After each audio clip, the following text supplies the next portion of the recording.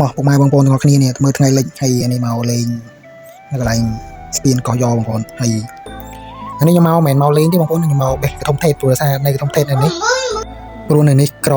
ត្រួយកធំថេតណាបងប្អូនអើយមានតែគាត់ស្ពានហ្នឹងឯងរិចអស់ហើយបេះមិនតែយើងណាបងប្អូនហើយគេផងយើងផងគេផងយើងផងព្រោះអីបេះយកទៅហូបខ្យងបងប្អូនជាមួយខ្ទឹមពងជាមួយខ្យងតដិតខ្យងអីហ្នឹងបងប្អូនអើយនៅខាងកោះកុងតែប៉ុណ្ណឹងនេះទូក្នុងថេតចោស្ពានដៃនេះគេឡើងរិចហើយនិយាយពីថាបងប្អូនអើយកោះកុងយើងបងប្អូនអើយមិនសូវមានត្រួយធំថេតទេនៅខាងបាក់ខ្លងអត់សូវមានដើមធំថេតបងប្អូនមានតែកន្លែងកោះស្ពានហ្នឹងឯងមកបេះឡើងរិចអស់ហើយនិយាយថាទស្សនភាពបងប្អូនអើយកន្លែងក៏ព្រៃកងកាងឡើងខៀវល្ងឹតហើយទឹកឡើងខៀវស្រស់ស្អាតបងប្អូនពេលល្ងាចចឹងហើយមានលឺអាសំឡេងកណោតតំណែងទូកគេបើកពេលល្ងាចចឹងបងប្អូនអូយនិយាយថាសំឡេងទូកហើយនឹងទស្សនភាពបូកគ្នាទៅបាច់និយាយទេបងប្អូននិយាយថាអង្គុយលេងមើលឃើញទស្សនភាពខៀវស្ងាត់ទៅហើយខៀវទឹកថ្លាឆ្វេងទៅទៀតនិយាយថាបងប្អូនអើយទៅស្រស់ស្រាយបាច់និយាយទេហើយ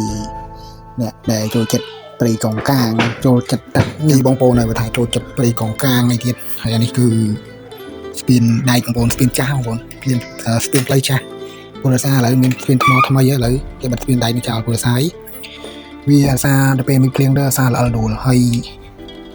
ស្ពាននឹងវាស្រត់ទៀតវាប្រេះអញ្ចឹងគេធ្វើស្ពានថ្មីឥឡូវកន្លែងប្រើស្ពានហ្នឹងគេប្រើស្ពានថ្មីបងប្អូនហើយនិយាយថាទេសភាពបងប្អូនអើយមិនបាច់និយាយទេស្អាតណាស់បងប្អូន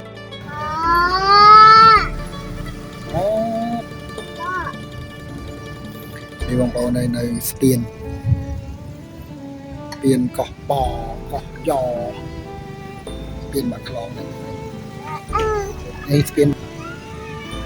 ដូចដៃទៅលេងបាយទៅវាស្រត់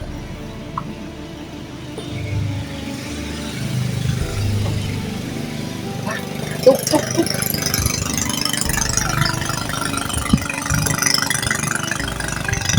អូទៅស្ពានដល់